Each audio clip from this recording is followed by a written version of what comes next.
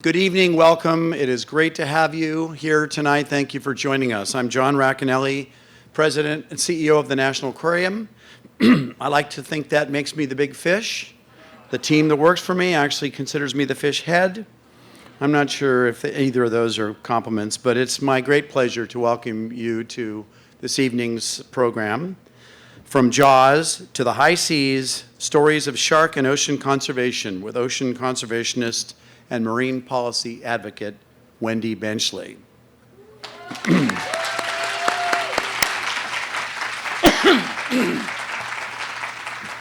So I think I see a few regulars out there. How many people have been to a Marjorie Bank lecture series talk before? Okay, then you know that we love to connect audiences with people who are making waves of positive change in the way humanity cares for this ocean planet that sustains us. And we believe that sharing these compelling stories can both build and strengthen a community of engaged, energized, and ultimately hopeful conservationists. That's really our vision or our mission here. We had the pleasure of hosting the Marjorie Lynn Bank lecture series here for more than 20 years, thanks to the generosity of the Bank family. And some of you might have known Marjorie. She was a wonderful person. I'm told, I didn't have the good fortune to meet her, but a photojournalist, environmentalist, diver, and explorer. And when she passed away in 1994, her family endowed this lecture series and has made it a really key part of our mission to inspire people about about the aquatic treasures of the world at large. In addition to recognizing the Bank family for making that original contribution to make this all possible, I'd also like to acknowledge our family of members and donors. Many of you in the room are that, and I applaud you. Thank you very much for your support. You don't know how much it means to us and how much it changes what we can do here at the National Aquarium. I'd also like to acknowledge our staff and volunteers, many of whom are here tonight, as well as those who are not. It's an amazing team. I'm proud to be a part of it, and I really do stand with them in fulfilling this mission. It's an amazing group of people. So with that,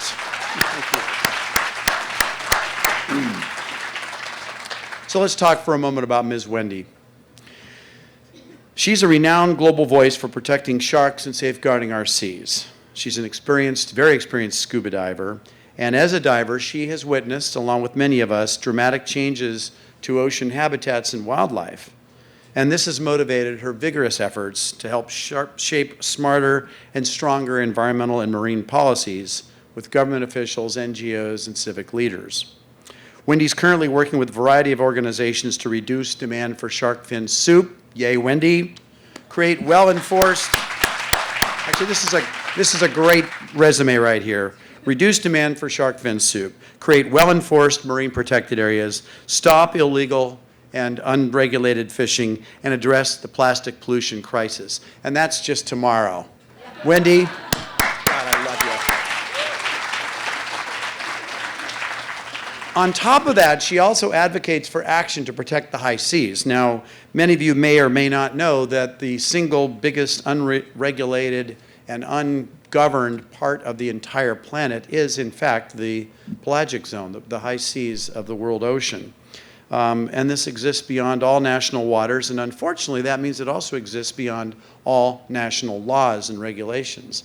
There have been many efforts. It is a continuing effort to try to create an international compact to govern the way we treat, or unfortunately at times mistreat, the high seas in terms of underwater mining and fishing and a variety of other pursuits, extractive, most of them, that humans do. Wendy started her environmental and political career in the 70s at a very young age. She was just a 3-year-old when she began the work in her home state of New Jersey, and is co-founder and trustee of the New Jersey Environmental Federation. She was elected to her local county board and was elected eventually as a councilwoman for 3 terms.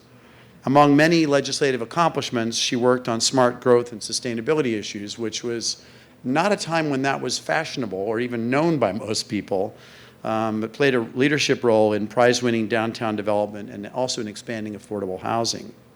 She was married, of course, to Peter Benchley, the famous author of Jaws and a well-known voice for ocean conservation himself through his books, articles, and documentaries about the wonders of the ocean and its many threats.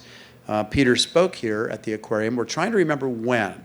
First of all, I think we have a couple people in the audience who were here when he spoke. Show of hands. Anybody remember the year? Was it the 90s? 04, 05? So Wendy, in his memory, Wendy co-founded the prestigious Peter Benchley Ocean Awards.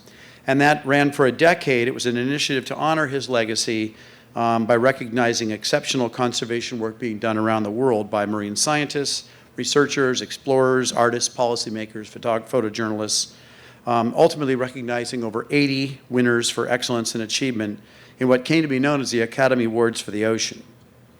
Wendy, who now lives in Washington, D.C., is an engaged marine policy advocate. She supports many ocean and environmental organizations, including EDF, the Environmental Defense Fund, Blue Frontier, Wild Aid, a number of our favorite friends in the environmental movement. She was inducted into the Women's Diving Hall of Fame in 2015, has been honored time and again for her work, and most recently was the recipient, I didn't know this one, Wendy, of the Rob Stewart, not Rod, Rob Stewart Foundation Lifetime Achievement for Ocean Conservation Award.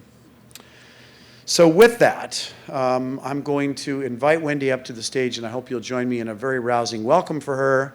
And then afterwards, we're going to have a conversation and hear more from Wendy about her talk. But first, join me in welcoming Wendy Benchley.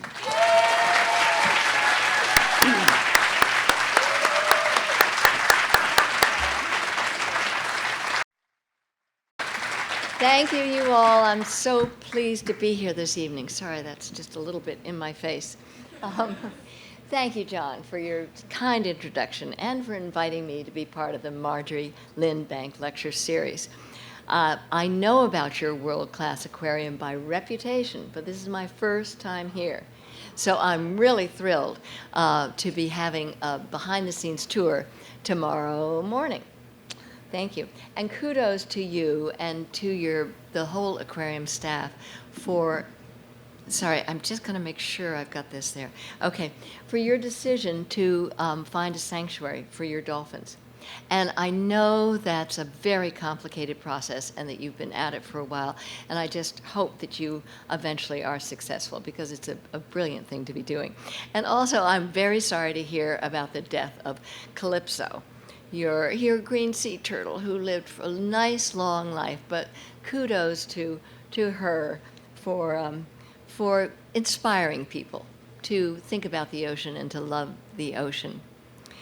My great thanks also to Maggie Ostel, who is your conservation policy manager. Yay, Margie! She has just been a miracle and so much fun to work with, and here we all are. It happens. So, and it really is just marvelous to be here tonight with so many of the aquarium staff and shark lovers and ocean supporters, and to share a bit with you about the Jaws saga, and to talk some about the progress I've seen working with amazing ocean and environmental organizations over the past few decades. The world has awakened, particularly over the past 20 years, to the importance of protecting the ocean. For a long time, ocean conservation was seen through the lens of saving one species or addressing one issue. But today we know the ocean and its wildlife are deeply connected to enormous global pressures, such as overfishing, international trade, plastic pollution, and climate change. This requires a pulling together at a worldwide scale. There are now many avenues of collaboration among governments, scientists, NGOs, aquariums, and citizens, and this makes me hopeful for the ocean and our future. When my late husband, Peter, wrote Jaws 46 years ago, it changed our lives forever. We were really extraordinarily lucky. We were able to travel the seas and learn firsthand about the awesome beauty and the tragic destruction of the oceans. Steven Spielberg's movie took Peter's book to a whole new level. And it was great fun to be on the production set in Martha's Vineyard. Here's Peter chatting with a very young, and at that time unknown, Spielberg about the role Peter was playing as a reporter on the beach. Peter spent hours talking with Stephen about sharks and life in a seaside town and how it could be thrown into chaos by a shark attack. Spielberg was a quick study. He knew how to take a fictional plot and rev it up into a sensational thriller. And one of those ways was to make the shark an unrealistic 25 feet. It was not 18 feet, which was what Peter postulated in the book. I just want to get that clear. So Roy Scheider, who played the police chief, was really a great fun guy. He was a great dancer, a good actor, and we just laughed about the fact that here he was in this movie about this monster shark. He had no idea what was going on. That's little Clay Benchley there, and that's me, obviously, with my long straggly hair, and Peter and Roy. The filming for Jaws took months and months to complete, and it was wildly over budget and behind schedule because there was no such thing as a computer-generated effects back in the 1970s. So this Bruce the shark was named for Spielberg's lawyer. We had one, yeah. We had one that went left and one that went right, and behind it was all the mechanical gear and the electrical wire. And of course, you know what happened. There you are on the open ocean. You got salt water, salt air. Everything kept short-circuiting and rusting out, and it was just a mess. There are those who think that the delays with the mechanical shark were really what made the movie great. And I agree, because I think it gave them time to really do a lot of character development, and that's what has kept the movie's big appeal going. Jaws opened the door to many adventures for me and my family. The first was when ABC Sportsman called and said to Peter, "Okay, big fella, you've written about a book about a shark, and now do you want to go down and swim with one?" So who could refuse an offer like that? Peter said yes, I said yes, and off we went down to South Australia. In the 70s this was, and South Australia in the 70s, and shark diving was really primitive. I hate to tell you, but there was a half a horse hung up on the side of the boat, and that was the bait for the shark. It was the 70s. Women were not welcomed on boats. We definitely could not go into a bar and get a drink, and on a boat. They sent me up to the upper deck. All the filmmakers were down on the stern. Peter got into the cage. The filmer, I think it was Stan Waterman who was filming it, got into the other cage. A beautiful, beautiful, big female great white shark came up, and she came out of the water to take a bite of the horse, and the rope that connected Peter's cage to the stern got caught between her teeth. The shark did not bite the rope, it just got caught in between the teeth. So the shark was basically entangled in the rope and just started wildly flipping around. Of course, Peter was also being flipped back and forth in the cage. It was terrifying. I screamed from the upper deck, "For God's sake, get the rope out of the shark's mouth." But all of the filming guys were down there, and they were just seeing the action. They were just mesmerized and thought it was wonderful. So I came down, elbowed my way through the men. The next time the shark came up to take a bite of the horse, I grabbed the rope, yanked it out of her mouth, and all was fine. So when Peter came up, he said, "What happened?" And I was the heroine for the day. So this trip really had a deep impact on us. The shark was so powerful and beautiful and awe-inspiring. We loved them, but we were horrified when we learned that in the aftermath of the movie, there was an uptick in macho shark hunters and killers and in shark tournaments. It was just hideous. And Peter and I took this very seriously and began working to help change perceptions about sharks.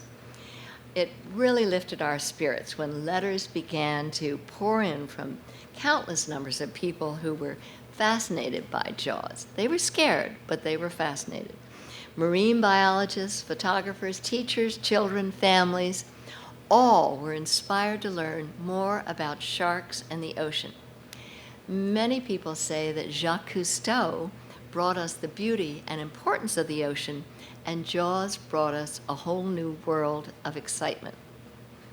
For the next 30 years, Peter wrote novels, articles, documentaries, films. As we raised our young family, I went with Peter on many trips and also became deeply involved in environmental issues and was elected to 12 years of political office in Princeton, New Jersey. I needed to become a scuba diver to go on these trips.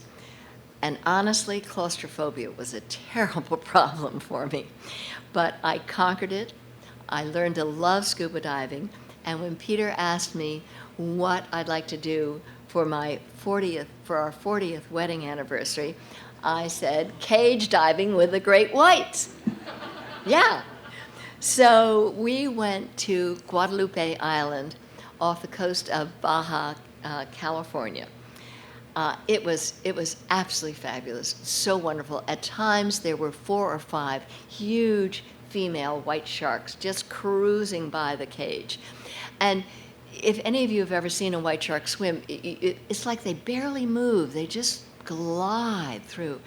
And a couple times I was able to put my hand out and stroke it from head to tail, and very smooth, like fine leather, and then going the other way tail to head, because of the denticles in the skin, you know, it's rough like sandpaper. Anyway, it was a fabulous trip. During our trips, Peter and I often talked about the wide range of people we met that were putting in years of work on ocean issues and how little the world knew about these individuals. They were fascinating, their stories exhilarating, and their commitment unwavering. And so after Peter passed away, I co-founded the Peter Benchley Ocean Awards with David Helvarg, the head of Blue Frontier, to carry on Peter's legacy and to shine a light on the incredible work these unsung individuals were doing. Over the course of 10 years, the Benchley Awards Committee elected 83 awardees. The committee was pleased that the Benchley Awards were often called the Academy Awards for the Ocean. In the same way that the Oscars recognize excellence and achievement across a wide range of categories, we recognized marine disciplines and expertise across many important disciplines. The truth is, we need all voices and all disciplines in the fight to save our seas.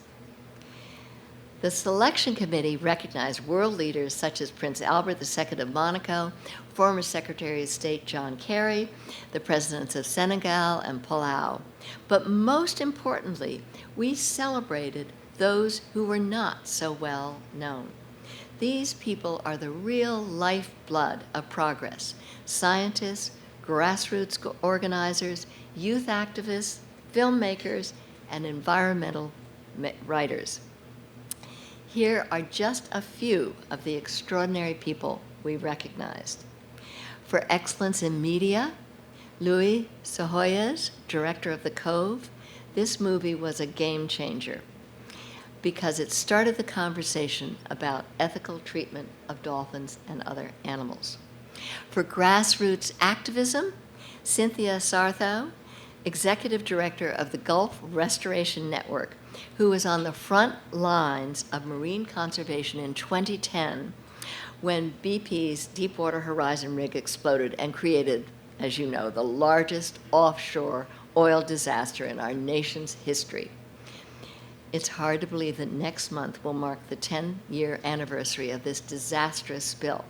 But because of her years of work, Cynthia had the data on the Gulf's wildlife that was instrumental in proving the damage that was done and making sure that BP was held fully accountable under the law. They ultimately agreed to pay more than $20 billion in restoration efforts. So the power of one single person or one small blue organization working on local issues is amazing and essential for progress. One of our most remarkable awardees, oh my gosh, I love this woman, was Minister Susi. She was the Indonesian Minister of Maritime Affairs and Fisheries from 2014 to 2019. She was a woman of courage and action who dared to take on powerful fishing interests in China and other nations with sticks of dynamite. I'll explain. Minister Susi's department captured illegal fishing vessels, prosecuted the captains, sent the crew home, and then took the vessels out to the open ocean and blew them up with dynamite to sink them forever. More than 400, yeah. So more than 400 boats are now on the bottom of the sea becoming reefs for fish, never again to be able to fish illegally. It's poetic justice. Our next generation of blue leaders is vitally important, and we honored some incredible young activists who have worked more than half their lives to effect change. Sean Russell was given a youth award in 2013 when he was in high school. He was horrified to see the number of old spools of fishing line thrown overboard to float into the ocean and ensnare marine animals. So he took action by creating a very successful recycling program with fishermen and marinas in Florida. So Sean has gone on to create the very superb Youth Ocean Conservation Summit. It's an annual event now that's held at Mote Marine Laboratory in Sarasota, Florida. And the summit gives young people the training needed to bring ocean conservation issues to their local communities. It's now being modeled across the United States in partnership with aquariums and conservation organizations. And who knows, maybe it'll interest the National Aquarium at some moment. You do it. Oh, good. Oh, great. I'm so glad. Right. So this is just a snapshot of the people the Benchley Awards recognize, but I hope it inspires you. There are countless others like them across the USA and the world, and they are truly heroes. Of course, JAWS helped shape my personal commitment to protecting sharks. As I'm sure you know, they are being slaughtered by the millions for their fins.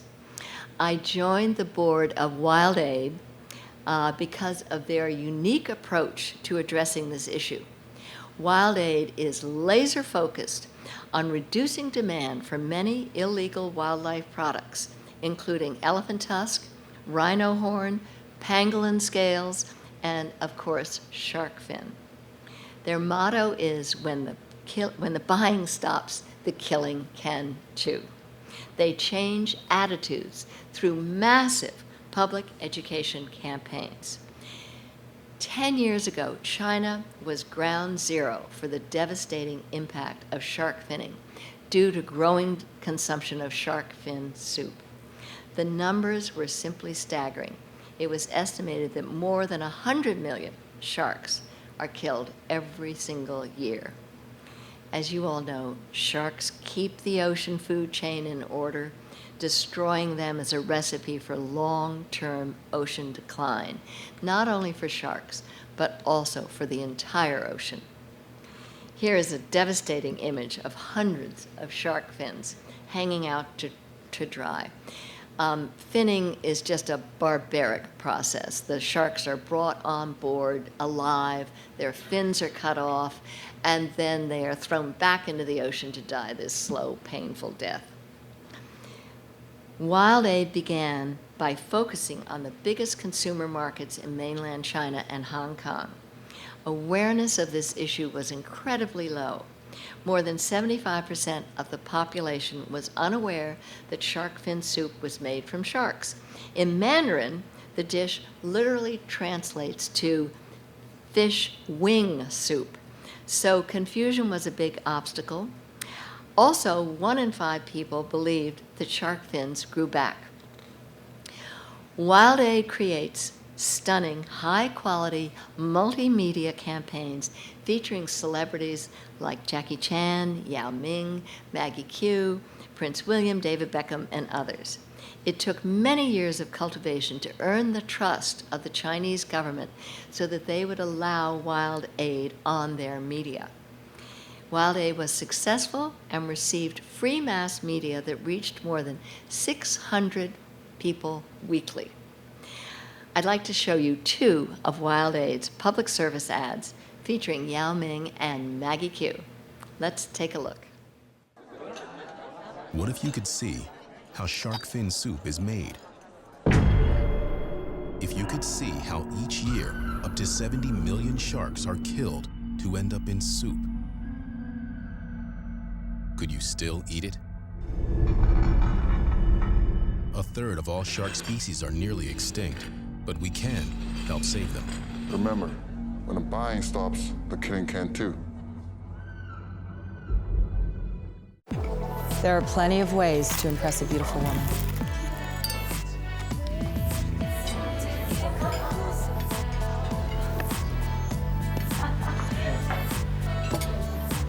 Buying her shark fin soup just isn't one of them.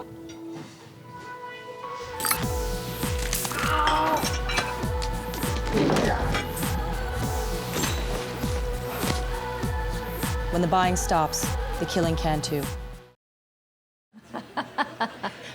So, you know, if you all have a chance, just go home and put on the WildAid website and look at some more of their PSAs. They are incredible. They're so powerful, and we're doing a lot in Africa now, too. So the success of these messages has been nothing short of phenomenal. The Chinese quickly understood, and demand for shark fin soup plummeted by 85%. So bravo, that was good. Another reason we should all be hopeful about saving our seas is the upswing in creating marine protected areas. They are known as MPAs around the globe. The value of MPAs, in particular the fully protected marine reserves, is that they are one of the best marine conservation tools we have to protect habitats. They're just like national parks.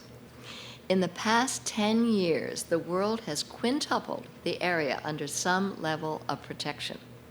We now have about 8.5% of the ocean designated for MPA protection, but I'm sorry to say, only 2.5% is in fully protected no-take reserves. So this means in that area there is no fishing at all. Scientists are now calling for us to protect 30% of the ocean by 2030. The marine community thinks that this is necessary and doable, and so does the National Aquarium. They are supporting this ambitious 30 by 30 plan in every way possible. There's nothing like seeing a marine protected area up close. Last spring, my husband and I took a fabulous snorkeling, scuba diving trip to Raja Ampat, Indonesia, where there's a massive 300,000-acre marine protected area surrounding the beautiful MISOOL eco resort. The reefs were gorgeous, healthy, thriving. In the last 6 years, in only 6 years, there has been a 250% average increase in fish and wildlife. It's really astounding. There are also 25 times more sharks and far more mantas too.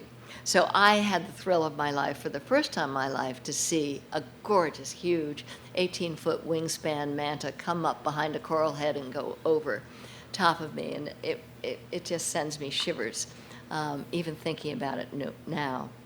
MISOOL has a terrific story behind it.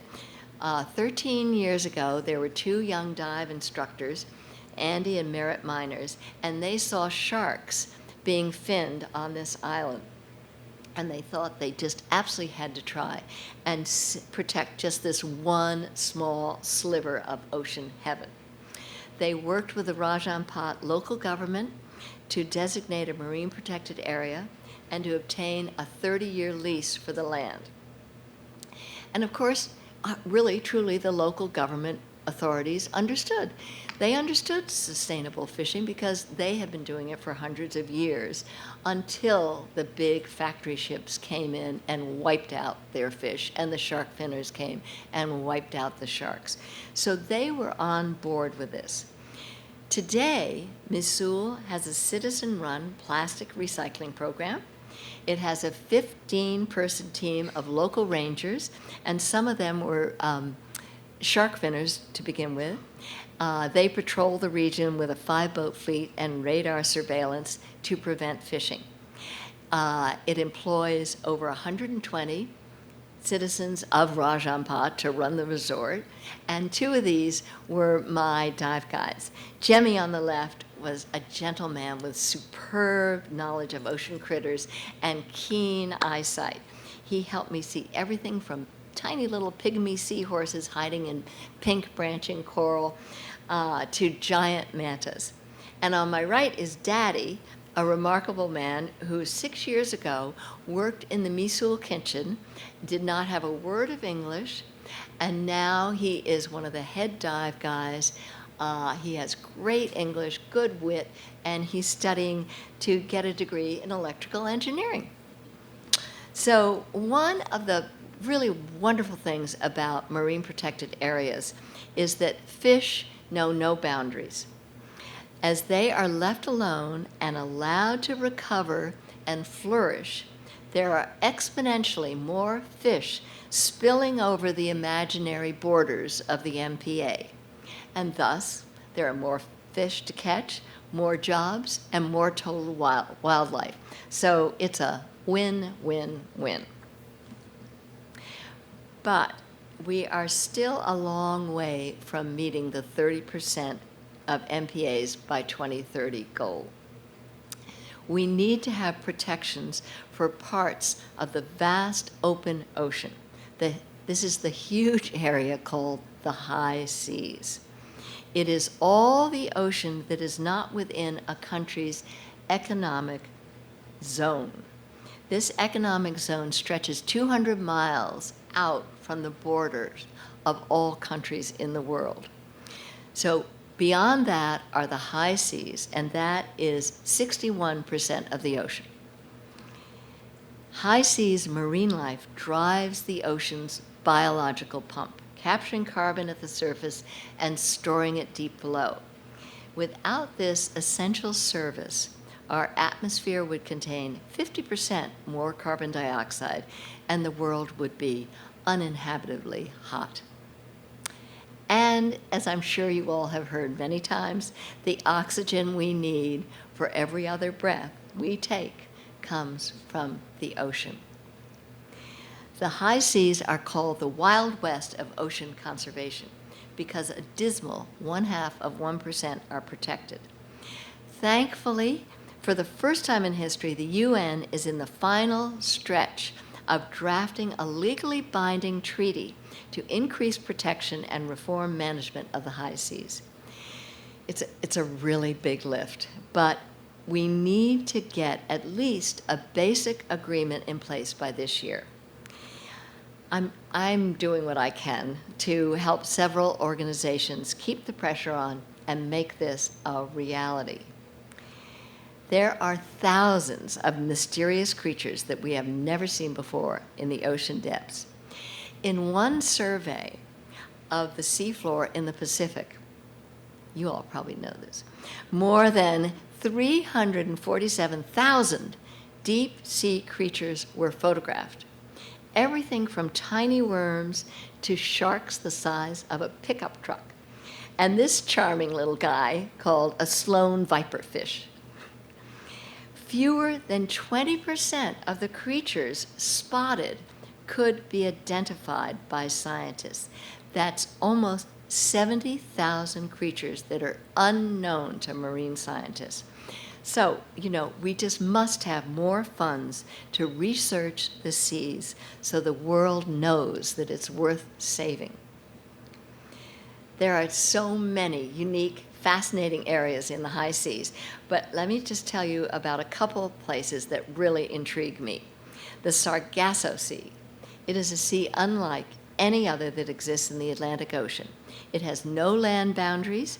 It's created by 4 currents, forming a huge ocean gyre that's I can't really believe this, but it's 1,000 miles wide and 3,000 miles long. It occupies almost 2/3 of the Atlantic Ocean, the North Atlantic. It is warm and clear, blue and calm, while the cold Atlantic swirls around it. It is home to an iconic ecosystem built around the floating golden forest of sargassum weed, which provides food and habitat for shrimp, crab, fish, and the most amazing endangered American and European eels. These eels make one of the greatest animal migrations on the planet, and for centuries it was a mystery where the eels came from. But now we know that the adult eels spend most of their lives in freshwater habitats such as the Great Lakes. They are nocturnal and can live to be 20 years old before they migrate across hundreds of miles of ocean to return to the Sargasso Sea to spawn. And this is their final act. The eels die soon after spawning, and their offspring make it back to the Great Lakes and other sites on the continent. It's really a remarkable story. There's another very special place to me, and it is affectionately known as the White Shark Cafe. I first heard about it 15 years ago when I was on my cage dive off of Guadalupe Island. And only recently has there been an expedition to try to understand why Pacific white sharks and some other species travel thousands of miles to hang out in an area of the ocean halfway between Hawaii and Baja California. It was thought that this area was a desert of sorts, unable to provide sufficient food for great whites. But the expedition found, in fact, that it had an extraordinary abundance of migrating squid and small fish for the sharks to feed on, deep down in the twilight zone. There was also speculation that this might be a mating ground for sharks, but alas, no. No, we're still trying to pinpoint sharks' mating patterns and understand more about them. It is my fervent hope that the White Shark Cafe is protected. I have 2 more items that I'm just going to touch briefly on to finish up tonight. There's some political progress on plastics and an invitation to attend the Earth Optimism Summit in April. The world has finally awakened to the urgent need to address the plastic pollution crisis, and there is actually some upbeat news about bipartisan support in Congress. The House and Senate Ocean Caucuses championed the first Save Our Seas Act, which became law in 2018 with a strong public statement from President Trump at its signing. It reauthorizes a marine debris program which works to reduce debris through research, prevention, and reduction through 2020. Senator Tom Udall is working with others on a more progressive plastics bill that would shift plastics management responsibility from consumers, us, to producers, where I think it should be. The bill proposes a new nationwide container deposit, new recycled content requirements, prohibition of certain single-use plastics, and stopping the building of any new plastic manufacturing facilities. I know, it's a real long shot, but bravo to Senator Udall for working to push the producers to take action on the worldwide flood of plastics. Senator Udall is retiring this year, and we will miss him. He's been a great champion. 3 years ago, I attended the first Earth Optimism Summit, hosted by the Smithsonian in Washington, D.C. It was a 3-day event with scientists, citizens, conservationists, and civic leaders. It did not bog down into doom and gloom, but instead highlighted what is working in the world of conservation and how to scale it up and replicated around the world. The participants and the audience were at least 30% young adults, and the positive energy and knowledge of these young people was just exhilarating to see. This was before Greta Thunberg burst on the scene, and I saw hundreds of potential Gretas in the room. There are many young people here today, including my granddaughter, Johns Hopkins student, Kate Turner, and her friends. Thank you for coming.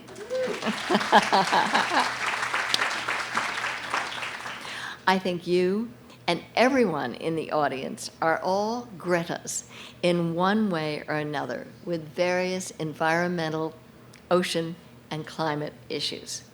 Please consider attending the Smithsonian 2020 Earth Optimism Summit, April 23rd to 25th in Washington, D.C.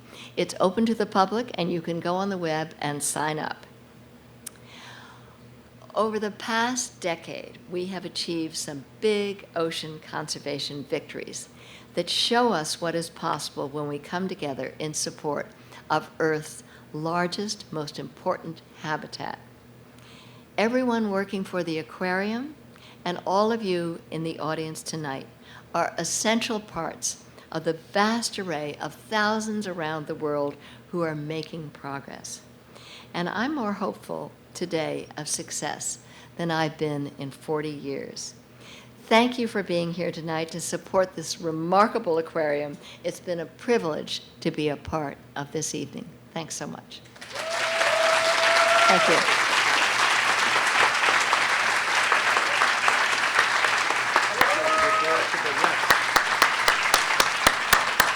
Let's hear it for Wendy.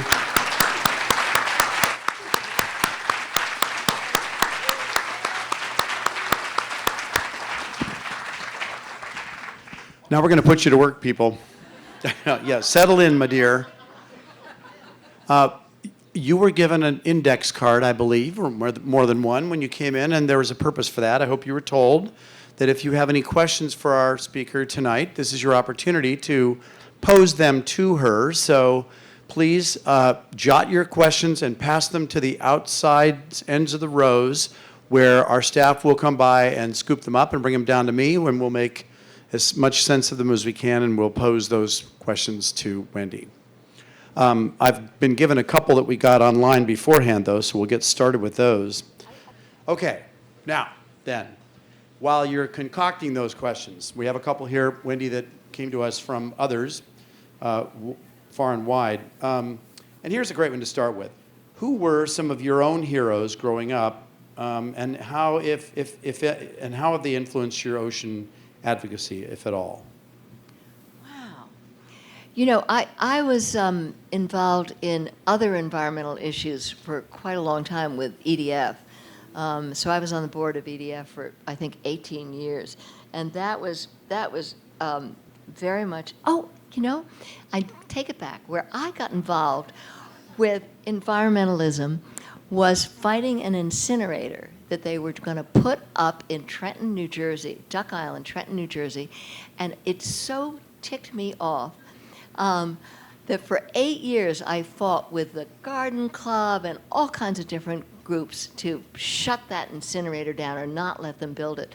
I'm not sure you really want to hear the real story or the whole story, but Oh, I think they do. It's going to come.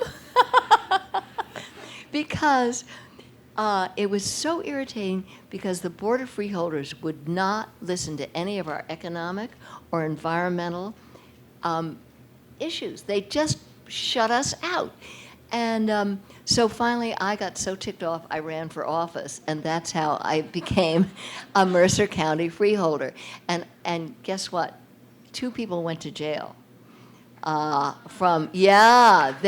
was, and we knew that was happening. We knew there was money passing under the table. And that's when Joe Semrod of whatever the name of that bank was supported me as an independent, because Joe also knew that there was something strange happening with this incinerator. So that's what got me involved, recycling, incineration.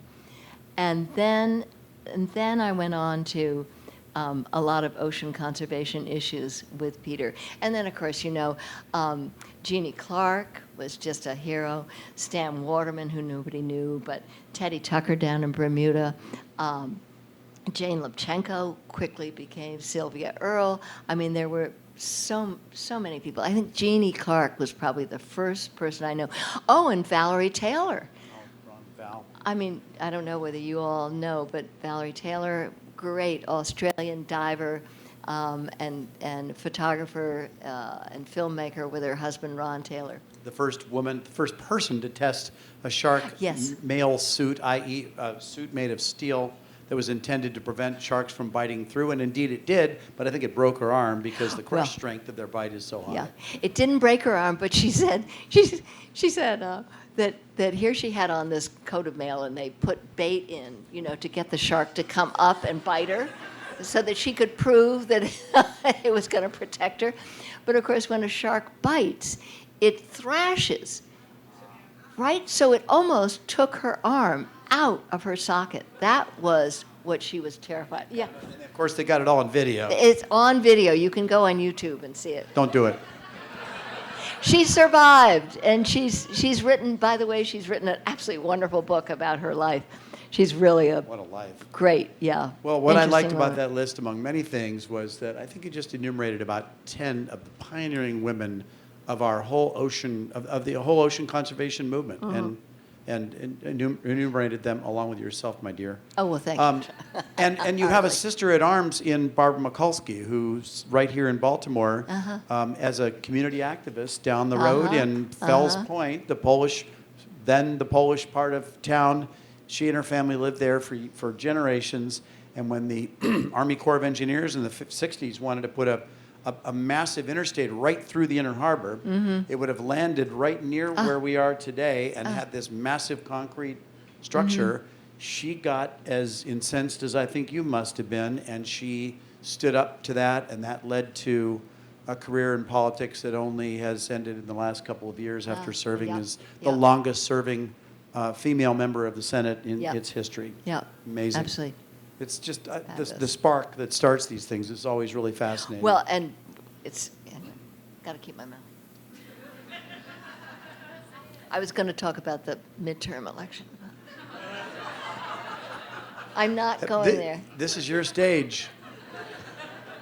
All right, how about another question? Okay. I had a good one here. It's time for a softball. Well, first of all, this person says, thank you so much for coming. You're truly inspiring to me and all the young women and others I volunteer with who came here today. I'd really like to know, what is your favorite type of shark? Oh, thank you so much. Really, I really love getting out and talking to audiences because I get such good feedback and it inspires me to know there are so many passionate people out there trying to make things happen. So what's my favorite shark? I mean, how could I not say a great white? I have to. I mean, you know, it's such a magnificent creature, and it still seems to be surviving. We have to pray. I pray every night that the longliners won't discover the White Shark Cafe out in the Pacific. And just, I mean, you know, that's one of the problems. The more science you get and the more IDing of sharks, then I get terrified that the finners and the longliners are going to go right to that spot where we've ID'd and just wipe them all out. So, but that doesn't seem to have happened yet. It's at least where the white sharks gather in the Pacific.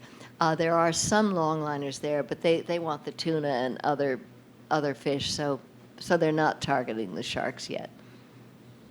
Well, here's an interesting one. I think we should both address this because I like you. I've had the incredible experience of doing a shark dive. Mine was in Gansbai Bay in South Africa. Yeah, wonderful. In 8-foot seas with a boat that was dual anchored broadside to the seas. It was a lovely visit. Oh my gosh. I didn't even notice. I was so entranced by the sharks. So this person has asked us a very good question, though. What is your view of baited shark dives in terms of whether it changes shark behavior? Why don't you go first? Okay. He I think actually there's- has much more knowledge than I do about this kind of thing. Yep. Yeah, but actually people like to hear you talk, so I'm not going to say much. I will say this. It is a great question. It is something that I queried the staff that operated that shark dive operation in Gansby Bay, which is about 20, 30 miles from Cape Town.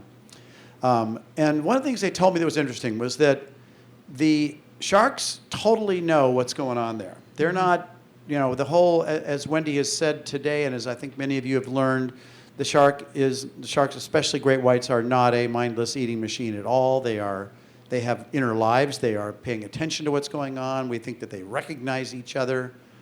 They know when trouble's on its way in the form of things like humans and orcas. So these guys said, look, it's kind of a compact we have with these guys. They know we come out here on given days and given seasons. There's some free food in it. They get that they have to come up and chaw on this big hunk of meat, which, for better or worse, is still the primary means by which it's done. And then they leave and they go off and eat the seals over there on that island.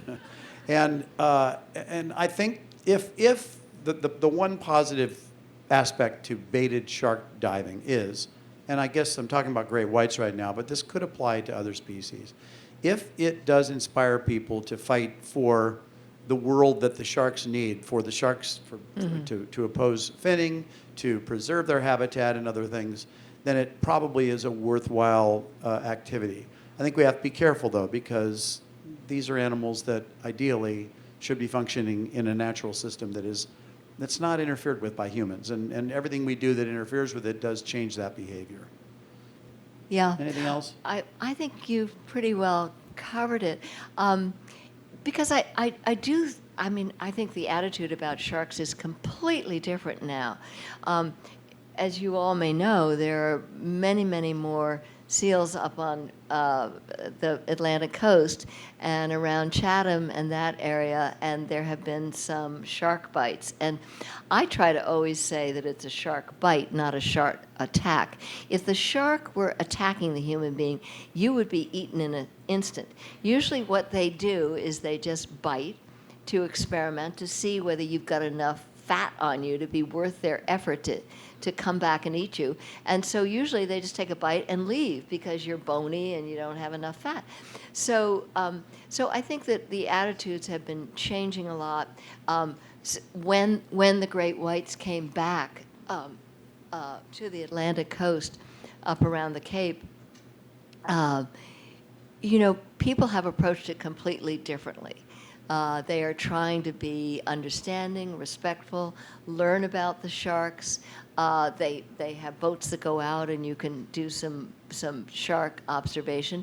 Of course, I'm going on too long, but it is complicated because there are so many seals there and a lot more white sharks now. And the seals are eating a lot of the small bait fish, so the fishermen are having trouble. There's sort of a cascading series of events going on there now, and we don't really know how the balance of the ecosystem is going to turn out.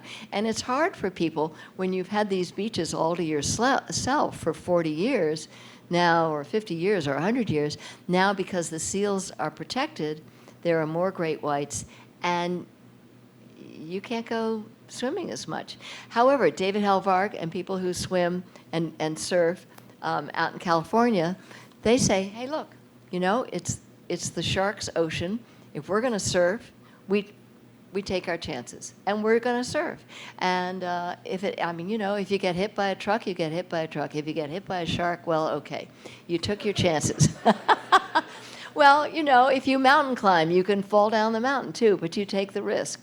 So I think there's a little more of a good attitude about sharks now. But I just want to say one other quick thing to you. I don't know why I keep mentioning YouTube tonight, but it is a wonderful thing. But if you want to see some amazing shark behavior, go look up Abernathy, Jim Abernathy, and Emma,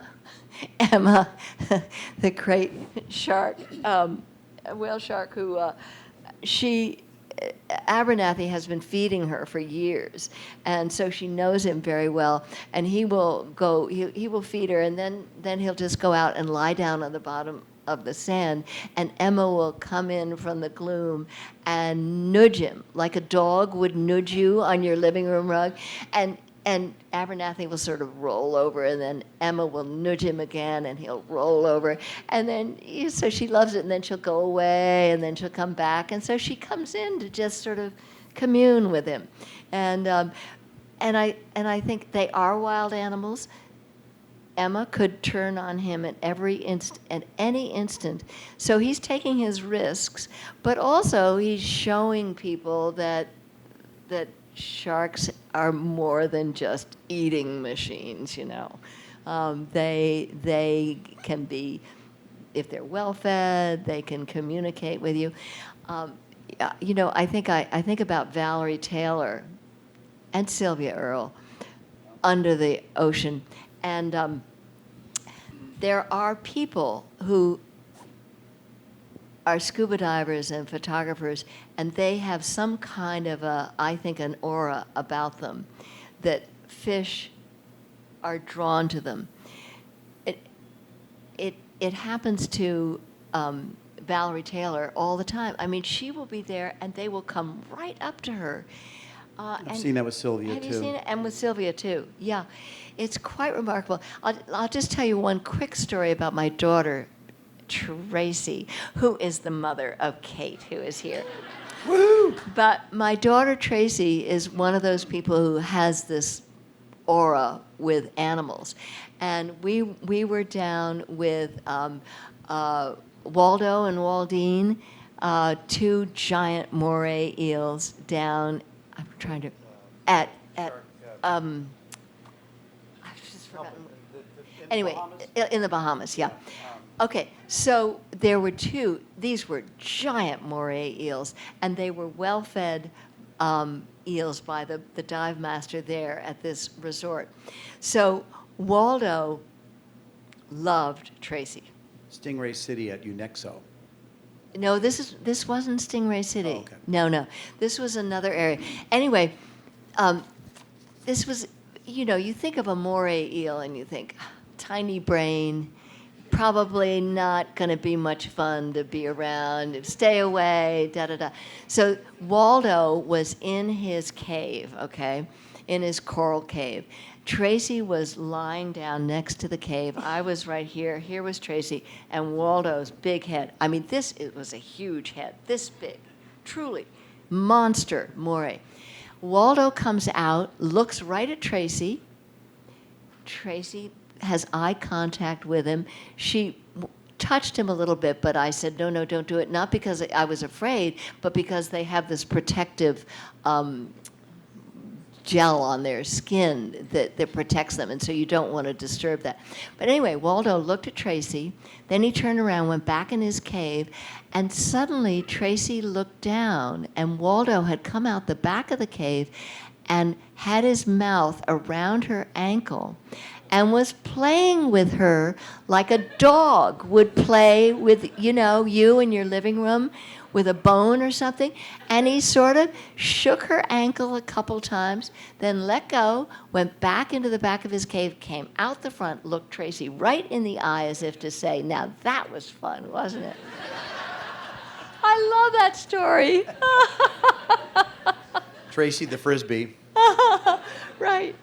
Well, we've got a cornucopia here of questions and interesting comments, and there's a few in a row here that are of the same stripe. So let's see if we can tackle this one. The first person, I'll read a couple of them in a row here, and then we can talk about it, Wendy. The first person says, as a young adult, I'm always looking for new chances to make a change, yet it's difficult to get started. Mm-hmm. Where to start to get involved in the larger picture around ocean activism? Yeah. And the second one says, how would you recommend teens become more involved in conservation efforts? Yeah. Gosh, I'm sure you struggle with this too. Starting with volunteering, I mean, I think of Sean Russell, who I got to know when he was still just getting started. And by the way, his monofilament line storage gadgets are now everywhere. And I was just in Florida great. last week, and every marina I was in, at Great. the beach, and they're so simple, made with a piece of PVC and a half of an elbow and a cool little sign. He's now started this Youth Conservation Summit. We Yeah. send kids, actually we have several kids from Baltimore who'd never even been to the ocean who got this trip to Sarasota to attend and learned how to snorkel and had just an great. amazing, life-changing experience. So I think Sean is one example of many, as are those kids in our summer programs who step up and volunteer, and that leads to other things. So I certainly think that's one. If you're not already doing so, find opportunities to volunteer. Here, of course, but there are a lot of places where you could do it. We talked about internships. Very important way to get a start in this profession, to really give it a real kind of kick the tires opportunity. And the zoos, a lot of our nonprofit organization peers throughout the area offer internships for young people, especially in high school and college. What else? Yeah. I ask this all the time, and I think it is one of the really tough things. I mean, so many of the big environmental groups and ocean groups, they have professional staff, but they do have internships during the summer. So, of course, you can go to almost any one of hundreds of different groups and see if you can volunteer or get an internship. But I also believe that you are helping the ocean and making a difference by going ahead and having whatever career you're going to have, and just keeping the ocean and the environment and climate as your avocation. That helps too. And then you go and volunteer at a beach cleanup day, or you go and you volunteer at an aquarium whenever you have the time. And you read, when you're voting age, you vote for people who are going to make a difference.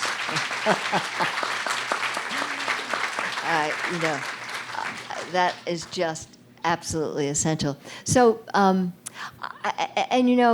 I think there are just so many young people who really want to get in and get their hands working in a more dramatic way, and it's hard to find enough positions for them. So, I think that John has it. You try to volunteer, but I also think, as I say, you can go off and do whatever job you're going to do, and just keep this kind of thing as your avocation and get other people involved in it. So that helps. We've got a quick show of hands. How many people in the room are aquarium volunteers? Wow. Oh, there we go. So let's Oh talk my about God. volunteerism here. Whoa! And while we're on it, how many of you are dive volunteers? How about that? That's a pretty good. That's a pretty good turnout. When you can, there's a paid diver up there too. I see you, Zach. And it is pretty amazing. And if we asked everybody in the room who's a volunteer here what they do for a living, we would hear a cross section of everything Yeah. you can possibly Yeah. do to be employed in this country. Yeah. So I think it really does point up your fact that your Yeah. vocation and your avocation can find that point of confluence. Yeah, that's great. Wow, that's wonderful. So this one's a natural to follow, and I think we should tackle it. Do you have any advice for an aspiring conservationist? I'm going to quote Churchill: "Never, ever, ever, ever give up." Mm-hmm. Yeah, yeah, That's the first. yeah, yeah. Gosh, I think that you keep looking for little niches and little ways to expand your interest. So when it comes to the ocean, you don't necessarily have to actively be in the ocean. I think it's more to read widely, talk to other people, get your brain expanded. I think it's so hard for young people. There are so many opportunities in the world, and it's very hard if you're in college to have any idea of all the different areas you could go into for a job. And I wish there were more easy ways for young people to find the variety of work available out there. You know, people sort of think, oh, it's either finance or hospitals or, you know, but there are just so many different areas to go into. I think that would be a great benefit to have counselors at colleges that go into all these minuscule little jobs that people have, not minuscule jobs, but there's such a variety that I think to keep looking that way for various niches environmentally. Well, and I think the rest applies. You know, yes, get out and volunteer.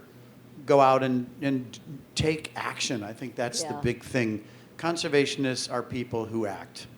Yeah. And sometimes they act behind the scenes. That doesn't mean they're, you know, lashing themselves to, you know, to bulldozers, although that works sometimes. Or lashing themselves to great whites. We know that works. But I think also even acting in the context of supporting NGOs that you believe in going beyond signing the petitions to actually show up at rallies and events, or Yes, even yes. cleanups and plantings and all the ways that you can actually do something that actually helps the planet and helps people understand how Yeah. important this planet is to keeping us alive for openers. Yeah, yeah. And if you are of a political bent, you know, going to meet your Congress people and your senators when they have meetings and bring up issues that you care about. I mean, as we all know, politics is local, and if you put the pressure on locally, that counts for a lot. So I think people sometimes hesitate to go to these meetings. Gosh, you should just show up, and I'll bet you'd be amazed how much action you can get from them if you just get your bodies there.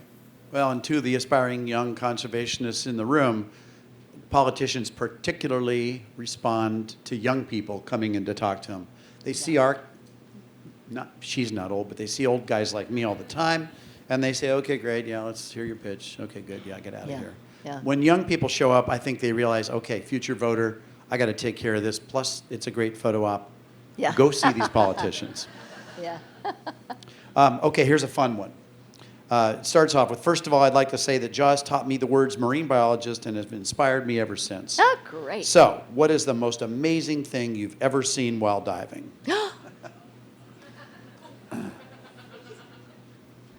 Oh my gosh. I know what you're doing. She's spinning through 1,000 images in her head right now.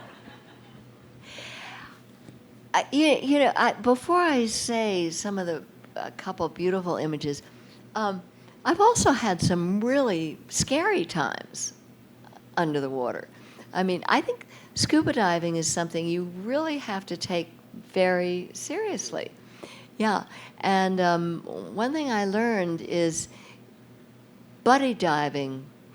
This was before they had octopus rigs, and so buddy diving meant you had to take your air out and give it to the other person. Serious trust. Oh, so difficult and dangerous to do. And thank heavens they finally got the octopus rig so that there was another air source, you know, another hose that you could give to the person.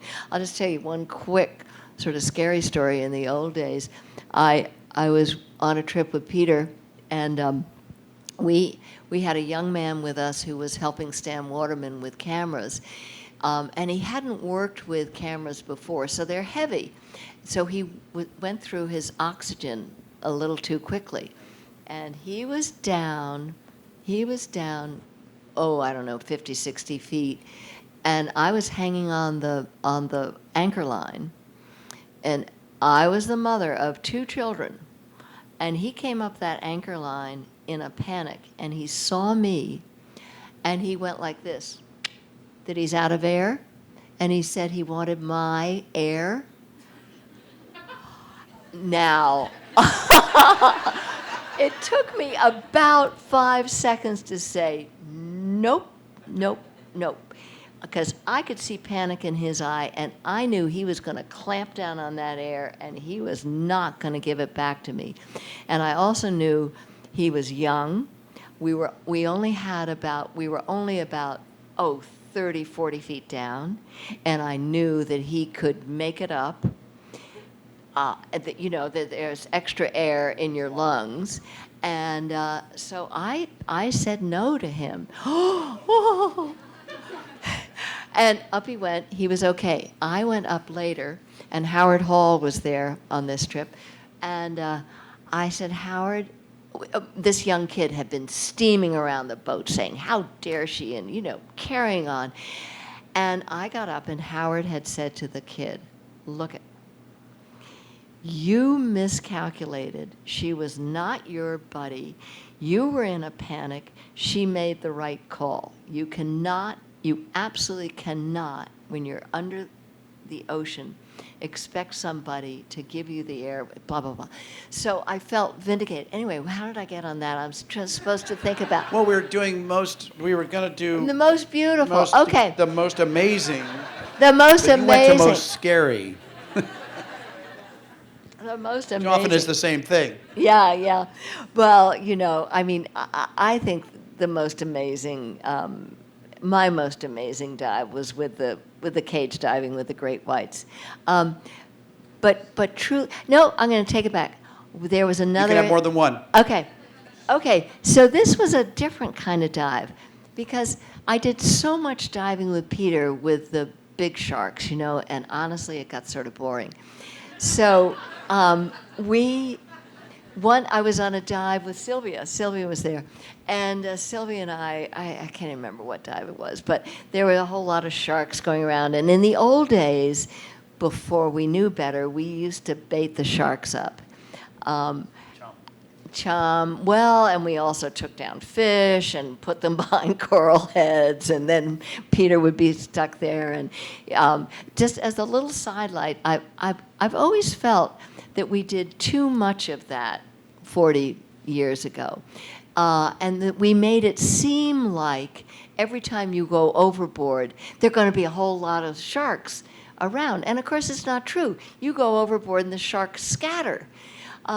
So I think we did a bit of a disservice, filmmakers, to always be baiting up sharks and making it seem like the ocean was just full of them. We backed off from that. And Howard Hall and, lots of filmmakers, they don't do that anymore.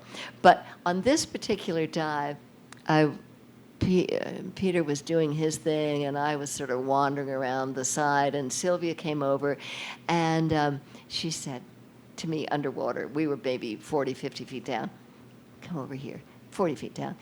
And Sylvia showed me this one tiny little coral head that came up like sort of a cone shape. And on one side, the coral, I'm going to say this wrong, but it was spawning.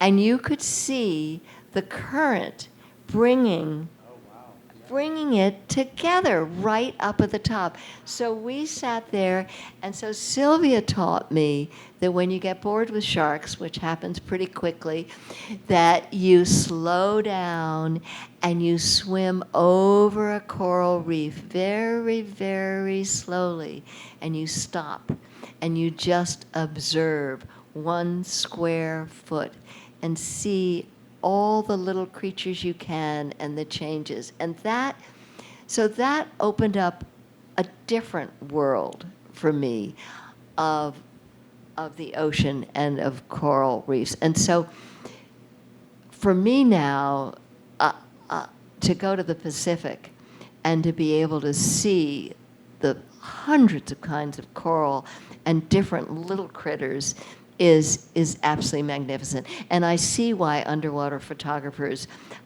go to their macro lenses, because they want to see the nudibranch. I mean, I don't know if you all know these gorgeous worms that swim in the ocean. They're so beautiful, vibrant colors, and there's nothing more wonderful than seeing a nudibranch. It's like being on the if you're in Kenya and you've seen all the big animals, but then you get out your binoculars and you start looking at the birds, and suddenly there's this new world that opens up to you. And there's something Anyway. like 350 species of Yeah. nudibranchs. Yeah. And- Oh my gosh, And I'm they're a UC gorgeous. Santa Cruz guy, so anybody, that's our mascot is the banana slug. Oh, really? Now, they're not as pretty as just about any other nudibranch, but whenever I hear anybody yell, "Go slugs," I get inspired. And I want to add one to this, kind of most amazing, because I'm right with you. I think sometimes the most amazing things are although there are spectacular things to see, whales and whale sharks, Yeah. but my wife Susan and I were diving in Fiji, in fact, when you got certified, honey, and if many of the divers here are probably familiar with bommies, which is the Australian term for a large coral head that comes up from the bottom, sometimes from 80 feet to within about 2 feet of the surface. And that's from aeons of the coral growing and growing along with the rise of the sea over millions of years. And on the top of those bommies, and the tidal range is really pretty narrow, maybe 6 inches. On the top of those bommies are, of course, phenomenal aggregations of corals, and then the fish that live among them. And in this particular case, those corals were loaded with beautiful anemones that were populated by literally thousands of clown anemone fish. Oh, gosh, I love So we found out later. So we swam up over these bommies and all these and they're fearless little guys. Yeah, They're yeah. defending their anemone Yeah, from yeah. you. They're And you're so drifting great. maybe 2 feet over them, and it was a sight to behold. And later we learned that the guys from Pixar had come down to that same Jean-Michel Cousteau resort. yeah. And they had stayed there for 3 weeks to film the anemone fish so that they could then do, Finding Nemo.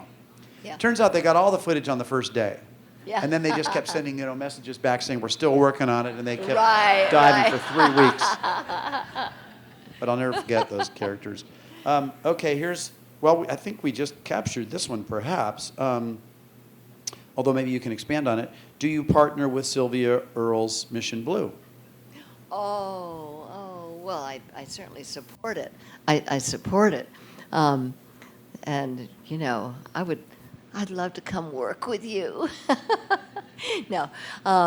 Do I partner? Yeah. I mean, I support it. I read the website. And I think Sylvia is just absolutely the most magnificent, valiant champion of the ocean that we have. I mean, she's just a remarkable, remarkable woman. She is the one who's really urging and started to create this movement and spearhead About the MPAs. marine protected areas. Yes. So The Hope Spots. Yeah, Hope Spots. So, and she and Enrique Sala anyway, lots of other people. Enrique joined our board about 2 years ago. Oh, he did? It's been fantastic.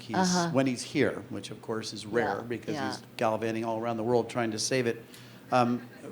2 favorite nicknames for Sylvia. You know them both, I think. Her deepness. Yeah. And when she was the chief scientist at NOAA, she became the I don't know. Sturgeon General. Oh, that's right. Terrible. The Sturgeon General, that's right. How are we doing for time, Maggie? Oh, okay, good. Okay, a couple more.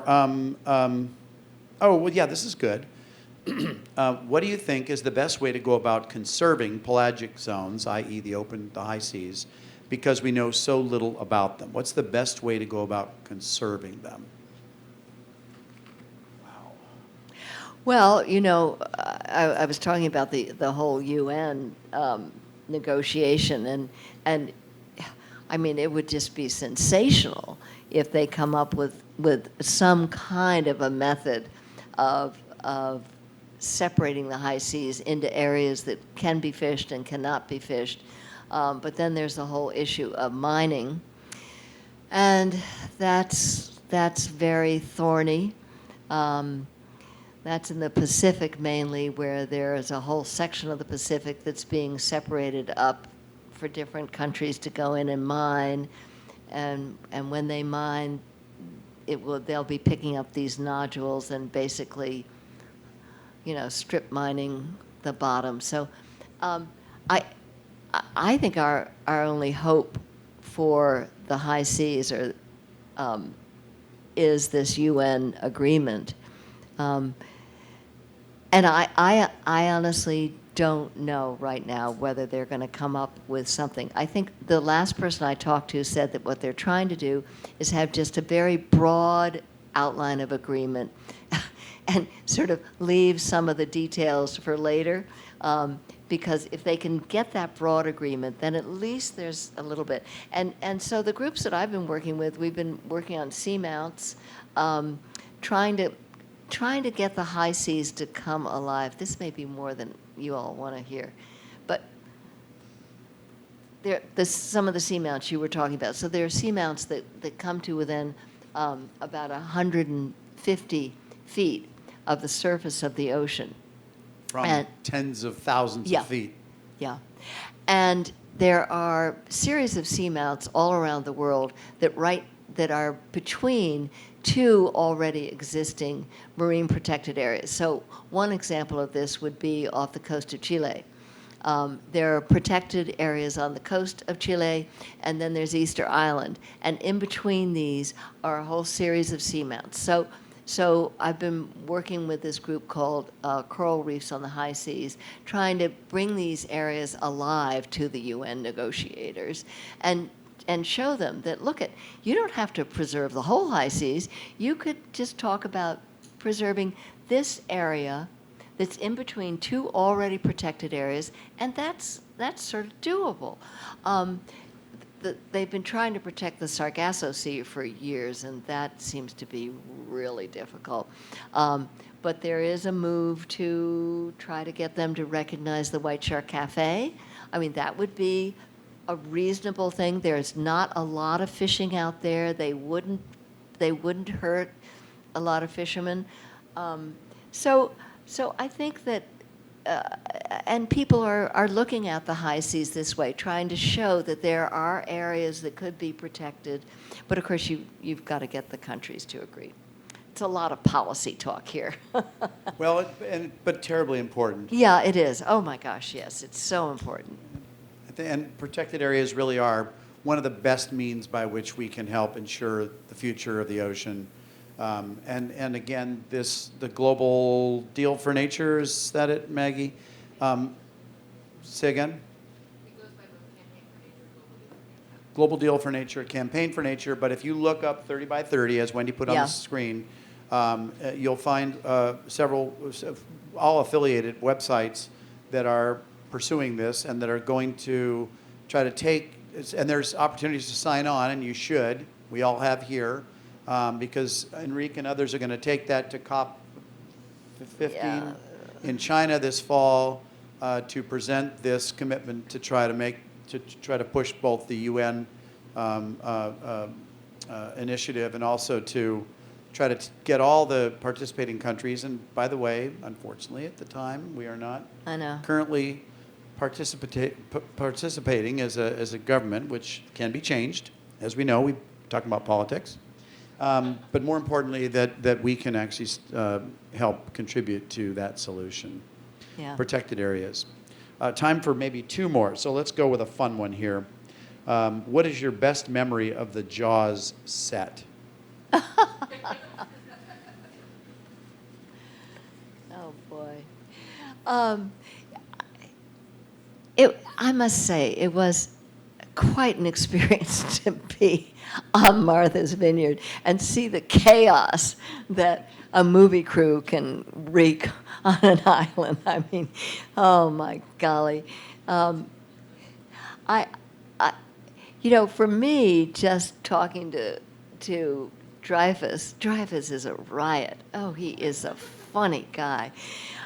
We just had so much fun with him, and so it was really mostly having fun with the actors and the actresses, and you sort of don't believe that you're there talking to these people, so they seem bigger than life to you, but once you get to know them, they're just people, and they were frantic over this movie because Richard Brown and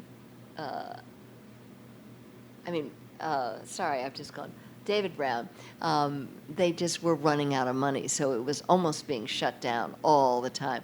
But let me tell you, I think the funniest story about Jaws was actually the second unit work that was done off the coast of Australia.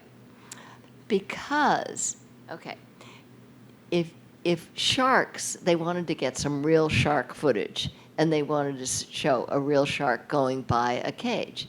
Spielberg, as I said, postulated that the shark was 25 feet long. Well, there is no such thing as a 25-foot-long, real, honest-to-gosh, white shark. So how do you make a 16 or a 15-foot white shark look like it's 25 feet? You have a very small cage with a very small man in it, and the shark swims by, and it looks like it's 25 feet. So this Valerie Taylor and Ron Taylor were the ones who were doing the second unit work, doing this filming. And they hired a stuntman. His name was Carl. He was very small. He was very courageous. He learned how to scuba dive. He's there with Valerie on the stern of the boat. They have the very small cage there for him to get into. And they made a very small, scuba tank for him. And I'm sorry to get laughing. It's like The Hobbit. Okay. Who's diving? So Valerie's there saying to Carl, don't worry. This is absolutely fine. You just get into the cage. Ron is in the other cage. He'll take a picture of you, as the shark swims by, and all will be well. So Carl is standing with Valerie on the stern of the boat. A shark comes up, and guess what? The shark gets caught in the line that attaches the cage to the boat. And this shark ripped the line right out, took the cage, Carl is on the boat, took the cage down to the bottom, smushed the cage, and it pops up to the surface. Valerie looks to see what Carl thinks of this whole thing. And Carl has disappeared into the bowels of the boat. And they could not find Carl for about a half an hour. And they found him in the forecastle of the boat, curled up around a bottle of gin, and he had just chucked the gin down. Needless to say, Carl did not go into any other cage. So anyway. The beginning and the end of Carl's diving career. Oh, yeah. Poor guy. I mean, really, what a trauma. And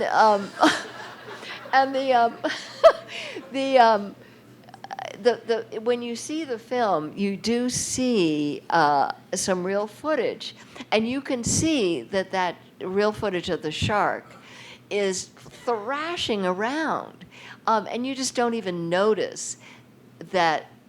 Well, there is a man in the background, but that was another cage, so it just, it didn't matter. They got this thrashing shark, and they put it in the movie.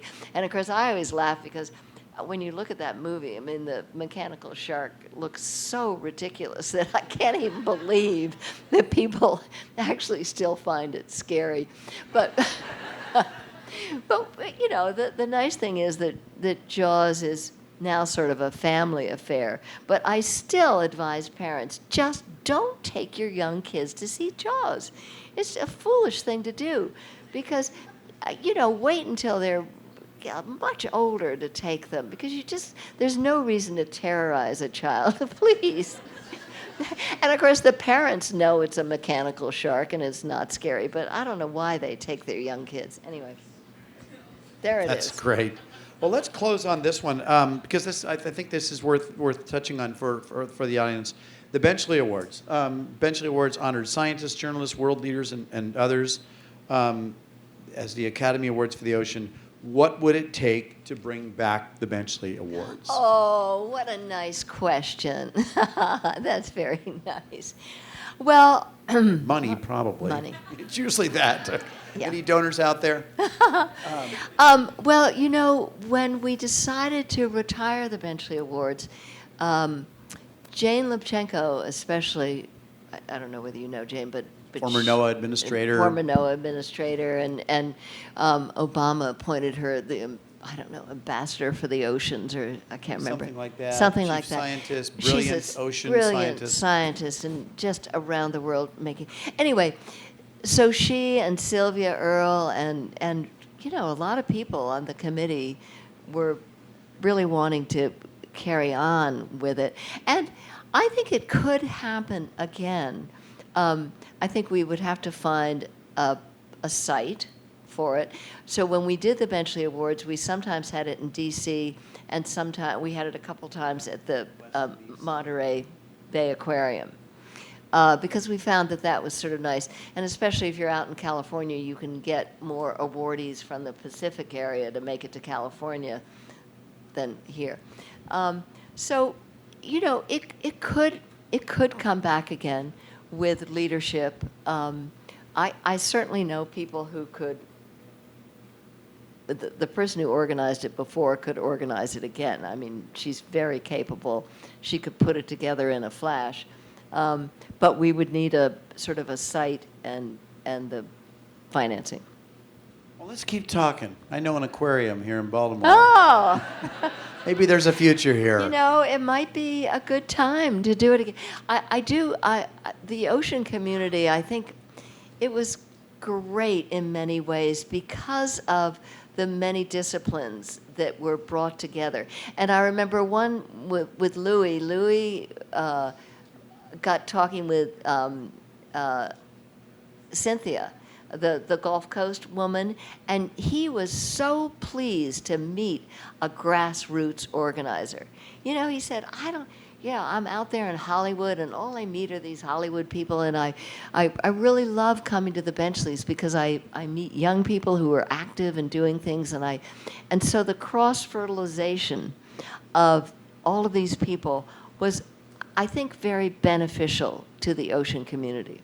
So, gosh, John, it would be great. Let's keep the Who conversation knows? going, dear. Okay. Great Okay. things are sometimes formed in the strangest ways. Yeah.